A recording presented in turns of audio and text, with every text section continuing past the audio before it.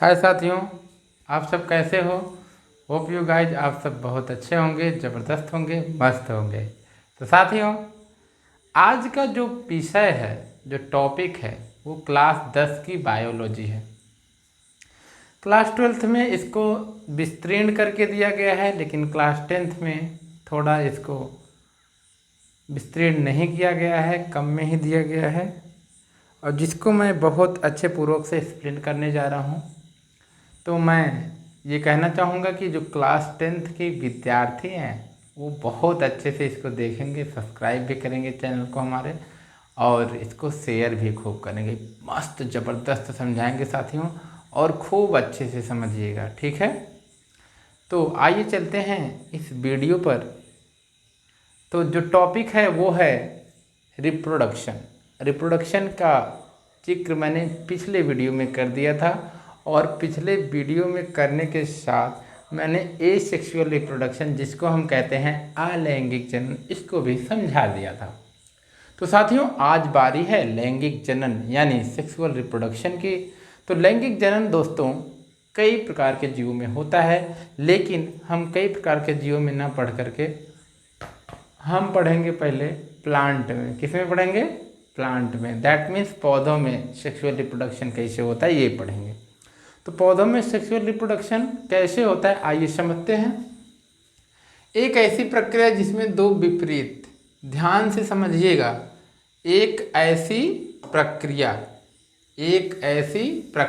प्रक्रिया that means process, घटना, जिसमें दो विपरीत लिंगों, दो विपरीत लिंग का मतलब क्या हो गया? मेल और फीमेल, नर और मादा।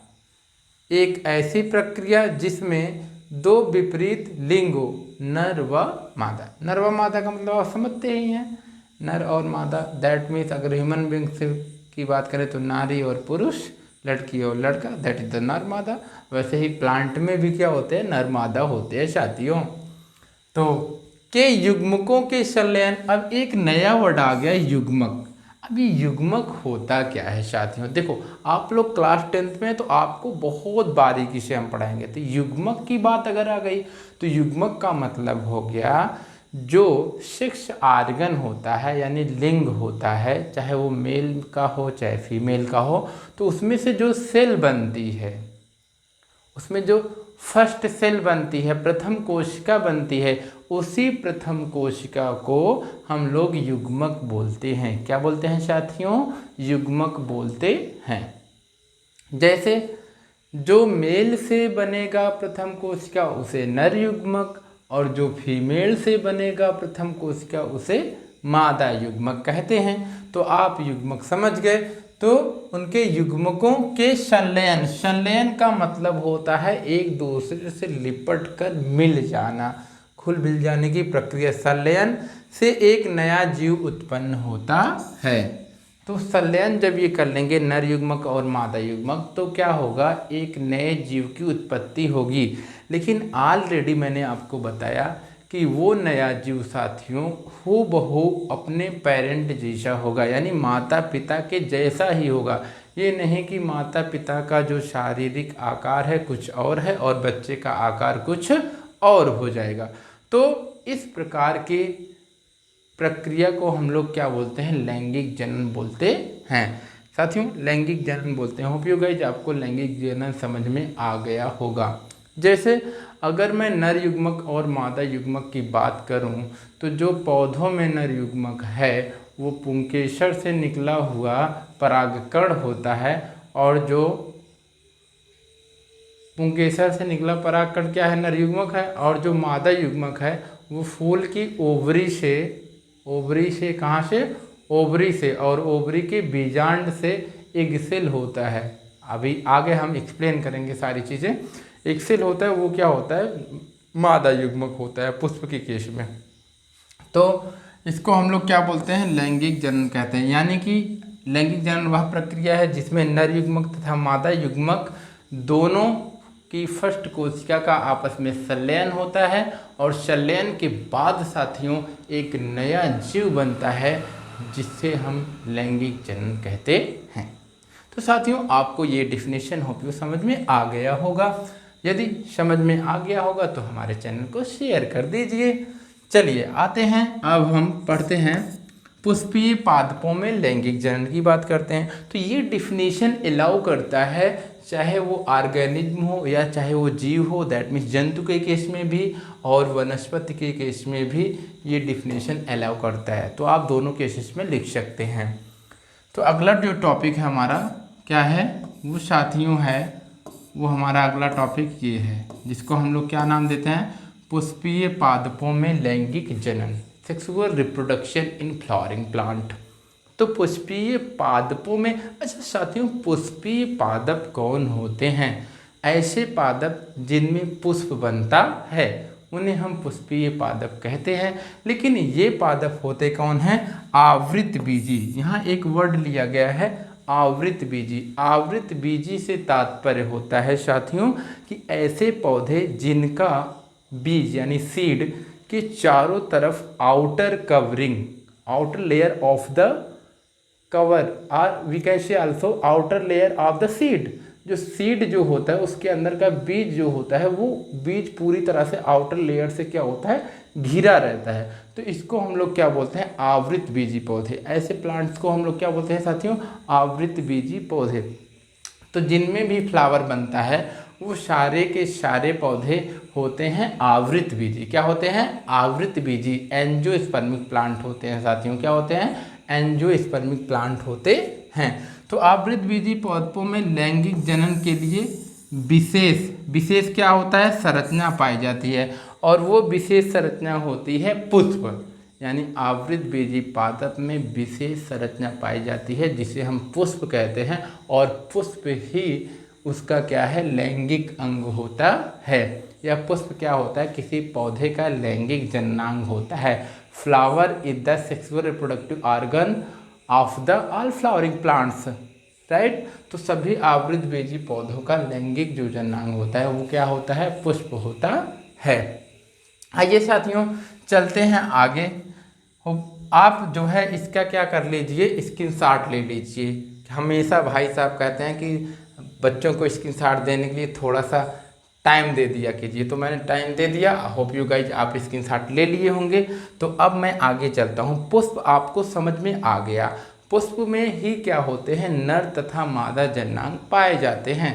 यानी नर और मादा दोनों उसमें पाए जाते हैं। कभी कभी एक ही फ्लावर में पाए जाते हैं तो कभी कभी अलग अलग फ्लावर में पाए जाते हैं। ठीक है साथियों, तो आइए अगले पेज पर हम चलते हैं। तो अगला पेज हमारा क्या कह रहा है, अगला पेज कह रहा है कि पुष्प की संरचना दिखाओ। भाई मैं पुष्प की संरचना दिखा रहा हूँ। तो पुष्प जो होता है 4 चक्रों का बना होता है। अगर किसी फ्लावर को हम देखें तो फ्लावर में 4 चक्र होते हैं। कितने चक्र होते हैं साथियों, 4 चक्र होते हैं। अभी मैं उसका डिस्क्राइब कर रहा हूँ। देखो जो पहला चक्र होता है उसको हम लोग कहते हैं बाह्य दल पुंज। क्या कहते हैं साथियों, बाह्य दल पुंज। अभी मैं आपको एक एक करके दिखाऊंगा, ठीक है साथियों। पहले चक्र को हम लोग क्या बोलते हैं, बाह्य दल पुंज। बाह्य दल पुंज की अंग्रेजी होती है साथियों कैलिक्स। क्या होती है, कैलिक्स। देखो साथियों ये होती है बाह्य दल पुंज की अंग्रेजी, कैलिक्स होती है। कैलिक्स इसकी इकाई हो गई।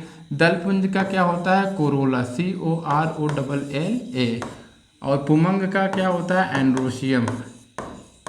एंड्रोशियम होता है। क्या होता है साथियों, एंड्रोशियम। एंड जायांग का क्या होता है, गायनोशियम होता है। क्या होता है साथियों, गायनोशियम होता है। यानी पुष्प की कितने चक्र होते हैं, 4 चक्र होते हैं। बाह्य दल पुंज, पुमंग और जायांग।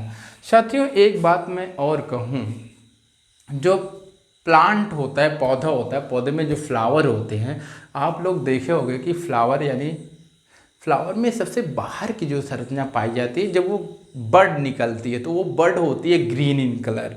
किस कलर में होती है, ग्रीन इन कलर में होती है। दैट मीन्स हरे आकार का उसका बड होता है, हरे आकार का। तो हरे आकार का जब बड होगा ना साथियों, तो वो क्या करेगी, सबसे आउटर लेयर बनाएगी। और उस आउटर लेयर का वर्क क्या होता है, उस पर जो इंसेक्ट का अटैक होगा, किसी भी चीज़ का अटैक होगा तो उसके प्रोटेक्शन का काम करेगी। यानी कि सबसे ज़्यादा प्रोटेक्शन का काम यदि कोई लेयर करती है तो करता है बाह्यदल पुंज। यानी सबको झेलने वाला कौन है? बाह्यदल पुंज। ठीक है साथियों, जैसे आपको कोई पीट रहा है और आप ठंड का समय है और आप जैकेट पहने हैं तो उस जैकेट पे लगती है और आपको नहीं लगती है। सेम वैसे फ्लावर के ये सब इंटरनल पार्ट्स हैं, ये इंटरनल है, ये और सबसे बाहर है कौन? बाह्यदल पुंज। तो इस बाह्यदल पुंज का काम है सभी आंतरिक भागों की क्या करना? रक्षा करना साथियों। और ये किस कलर में होता है? ग्रीन इन कलर में होता है। ठीक, अब इसकी जो प्रत्येक इकाई होती है, इसको हम प्रत्येक इकाई को बोलते हैं बाह्यदल। क्या बोलते हैं इसको? बाह्यदल। यानी साथियों जो बाह्यदल होता है, कई बाह्यदल मिल करके बाह्यदल पुंज बनाते हैं। कई बाह्यदल मिल करके बाह्यदल पुंज बनाते हैं। यानी बाह्यदल पुंज की इकाई क्या होती है? बाह्यदल होते हैं। अगला संरचना है साथियों दल पुंज। क्या होता है अगला? दल पुंज। दल पुंज का मतलब जो सेकंड स्ट्रक्चर होता है, जो कलर फॉर्म में होता है। जैसे आपने गुड़हल को देखा, गुड़हल में क्या होता है? कलर फॉर्म में होता है, रेड कलर का होता है और उसी के द्वारा हम आप भी अट्रैक्ट हो जाते हैं। तो सोचो, जब एक ह्यूमन बीइंग अट्रैक्ट हो जाता है फ्लावर की तरफ तो कीड़े क्यों ना अट्रैक्ट हों? तो कीड़े भी वहाँ पे अट्रैक्ट हो जाते हैं। अट्रैक्ट दैट मीन्स आकर्षित हो जाते हैं। क्या हो जाते हैं? आकर्षित हो जाते हैं।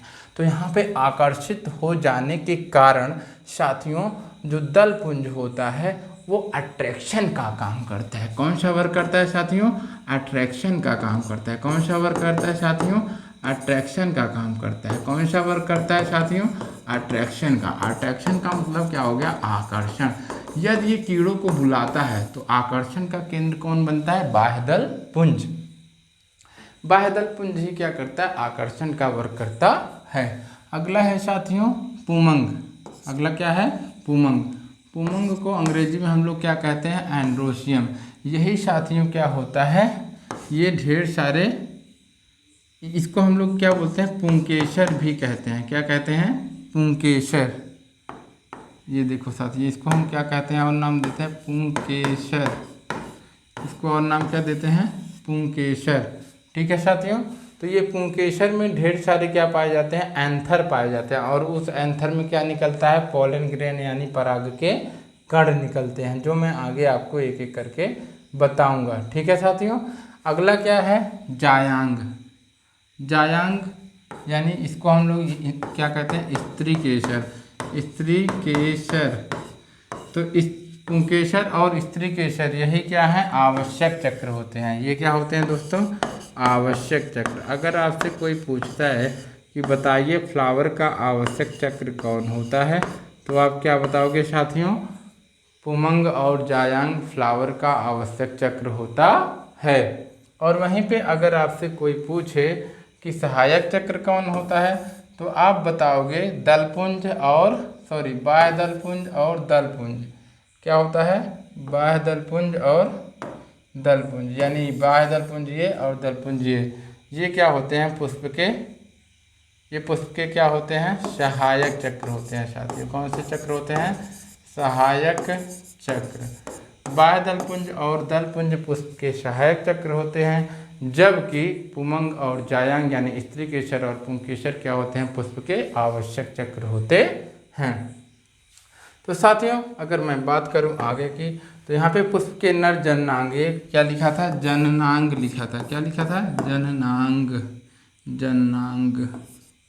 पुष्प के नर जननांग को पुंकेसर तथा मादा के जननांग को क्या कहते हैं? स्त्री केसर कहते हैं।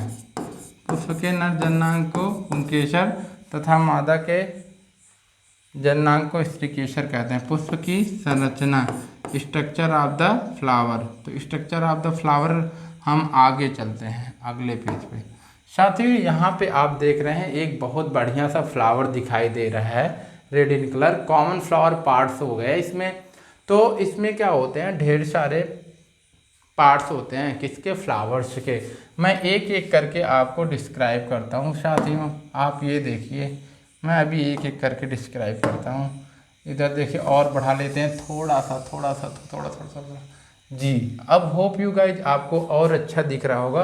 तो यहाँ पे लिखा है common parts of the flower. एक minute, just wait for a moment, I will clear all this. तो मैं पेन सेलेक्ट कर लिया। अब देखो यहाँ पे लिखा है कॉमन फ्लावर पार्ट्स, यानी पुष्प के सामान्य हिस्से। पुष्प के क्या है, ये सामान्य हिस्से हैं जो यहाँ पे दिखाए गए हैं। तो यहाँ पे आप देख रहे हो दोस्तों, ये ग्रीन इन कलर है, इसको हम लोग क्या कहते हैं इंग्लिश में, डंठल कहते हैं। क्या कहते हैं, डंठल। अच्छा, यहाँ पे जो ओवरी रुकी होती है, इस भाग को हम लोग आधार भाग या थैलेमस कहते हैं। क्या कहते हैं साथियों, थैलेमस भी कहते हैं इसको। क्या बोलते हैं इसको, थैलेमस। ये आपका थैलेमस होता है, हिंदी में इसको हम लोग क्या बोलते हैं, आधार। क्या बोलते हैं साथियों, आधार बोलते हैं। और ये पेडिकल यानी डंठल होता है। क्या होता है साथियों, पेडिकल यानी डंठल होता है। तो ये चीज़ें इसने नहीं लिखा था तो मैं आपको बता दिया। अब यहाँ पे देखो दोस्तों, ढेर सारे बाह्यदल पुंज में यानी कैलिक्स में क्या होते हैं, सेपल होते हैं। सेपल का मतलब होता है बाह्य दल। क्या होता है, बाह्य दल। ये होता है बाह्य दल। सेपल का हिंदी क्या होता है, बाह्य दल। तो कई बाह्य दल मिलकर के क्या बनाते हैं, बाह्य दल पुंज बनाते हैं। जैसे इस फ्लावर को क्या कर दिया गया है, एलियस कर दिया गया है। एलियस का मतलब होता है साथियों लॉन्गिट्यूडिनल सेक्शन। क्या होता है, लॉन्गिट्यूडिनल सेक्शन। एलियस का मतलब होता है साथियों लॉन्गिट्यूडिनल सेक्शन। तो यानी इसको हम हिंदी में क्या कहते हैं, इसको कहते हैं ऊर्ध्वाधर काट। क्या बोलते हैं, ऊर्ध्वाधर काट। ये आपका क्या है, ऊर्ध्वाधर काट है। तो यहाँ पर ऊर्ध्वाधर काट है, यानी इसको टॉप टू बॉटम काटा गया है, तब जाके इसके इंटरनल पार्ट की संरचनाएं इस प्रकार दिखाई दे रही हैं। तो मैंने बात किया अभी सेपल की, जो कि पहला संरचना था, जिसको हम लोग क्या बोलते हैं, बाह्यदल बोलते थे। क्या बोलते थे, बाह्यदल। कई बाह्यदल मिल मिल करके बाह्यदल पुंज बनाते हैं। क्या बनाते हैं साथियों, बाह्यदल पुंज बनाते हैं। अब दूसरा स्ट्रक्चर आता है पेटल। सेपल के बाद क्या आता है, पेटल। इसको हम लोग बोलते हैं दल। कई दल मिल करके क्या बनाते हैं, बाह्यदल बनाते हैं। देखो ये सब बाह्यदल हो गए।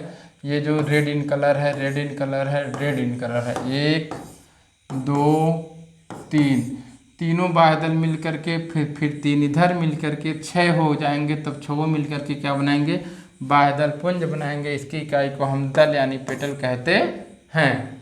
अब आज बात आती है साथियों इसके नर जनन अंग की बात आती है। किसकी बात आती है, नर जनन अंग की। नर जनन अंग क्या होता है साथियों, यहाँ पे आप देख रहे हैं स्टैमेन लिखा है। क्या लिखा है, स्टैमेन। स्टैमेन के 2 भाग हैं, एक होता है एंथर, दूसरा होता है फिलामेंट। यानी जो हमारा पुंकेसर है उसी को हम लोग क्या बोलते हैं, उसकी इकाई क्या होती है, स्टैमेन होती है। क्या होती है, स्टैमेन होती है। स्टैमेन में 2 भाग होते हैं, एक तो हमारा हो जाता है एंथर और दूसरा होता है फिलामेंट। जो ये डंठल जैसी डंडी जैसी संरचना जा रही है, ये वाली, ये क्या है, फिलामेंट है। और ये जो बीच में ऊपर फूला हुआ भाग है, ये क्या है, एंथर है। इसको हिंदी में क्या कहते हैं, पराग कोश बोलते हैं। क्या बोलते हैं साथियों, पराग कोश बोलते हैं। और इसको हिंदी में क्या बोलते हैं, इसको हिंदी में तंतु बोलते हैं। क्या बोलते हैं, तंतु। यानी एक स्टैमेन तंतु और परागकोश से मिलकर बना होता है। अब आते हैं दूसरे स्ट्रक्चर पर, जिसको हम लोग क्या बोलते हैं, स्टिग्मा और स्टाइल और ओवरी, तीनों को मिला करके पिस्टिल बनता है, जिसको हम लोग स्त्री केसर भी कहते हैं। क्या कहते हैं, स्त्री केसर। तो ये पिस्टिल में 3 संरचनाएं पाई जाती हैं, स्टिग्मा, स्टाइल और ओवरी।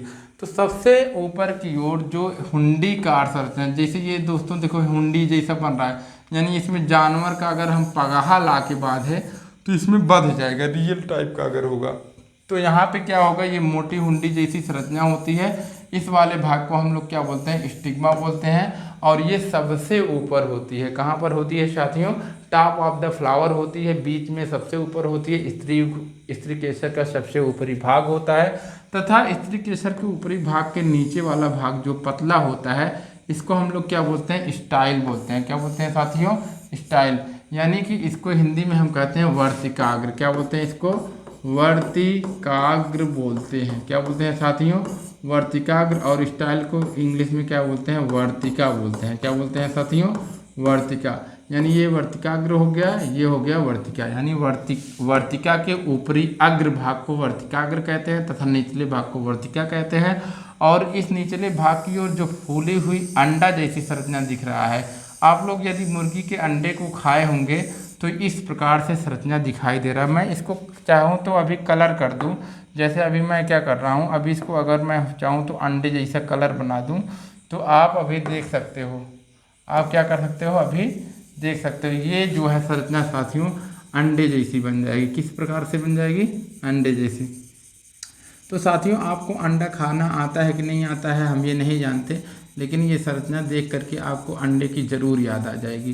तो साथियों यहाँ पे अगर हम बात करें तो ये संरचना क्या दिखाती है, अंडाकार संरचना दिखाती है। कैसी संरचना दिखाती है, अंडाकार संरचना दिखाती है।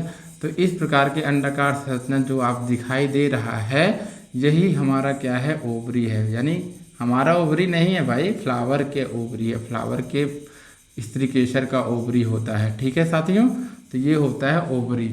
ओवरी को हिंदी में कहते हैं अंडाशय। क्या कहते हैं साथियों, अंडाशय। क्या कहते हैं साथियों, अंडाशय कहते हैं। ओवरी को क्या बोलते हैं, अंडाशय बोलते हैं। तो साथियों ये था पूरा overall structure of the flower. तो आपको यदि इसका स्क्रीनशॉट लेना है तो मैं क्या करता हूँ, इसको फटाफट हटा देता हूँ। लेकिन ये साथियों इस प्रकार से हटाने में टाइम लग रहा है, तो मैं क्या करता हूँ, एक इरेजर लेता हूँ और इस इरेजर की साइज बढ़ाता हूँ और जितना चीज़ें लिखा हूँ कहो तो मिटा देते हैं। नहीं, पहले नहीं मिटाते, पहले आप देख लो। जब मन करेगा तो इस प्रकार से स्क्रीनशॉट ले लीजिएगा, और जब अगर मन नहीं कर रहा है इस प्रकार से स्क्रीनशॉट लेने का तो बताओ, अभी मिटा देता हूँ। अच्छा चलो ठीक है भाई, तुमने शॉट ले लिया होगा, तो मैं क्या करता हूँ, अभी इसको अब मिटा देता हूँ। तो इस प्रकार से साथियों मिटाने पर आप देख रहे हैं जादू जैसा हो जा रहा है और ये सारी संरचनाएं मिटती चली जा रही हैं। और आप फिर से एक बार स्क्रीनशॉट ले सकते हैं, एक बार हिंदी वाला भी लिए और एक बार इस प्रकार से ले लिए। तो इस प्रकार से साथियों आज का जो फ्लावर का स्ट्रक्चर था, यानी कुसपी पादप के लैंगिक जनन का पहला वीडियो था, इस प्रकार से ख़त्म होता है। मिलते हैं कल एक नए वीडियो में नए ऊर्जा के साथ।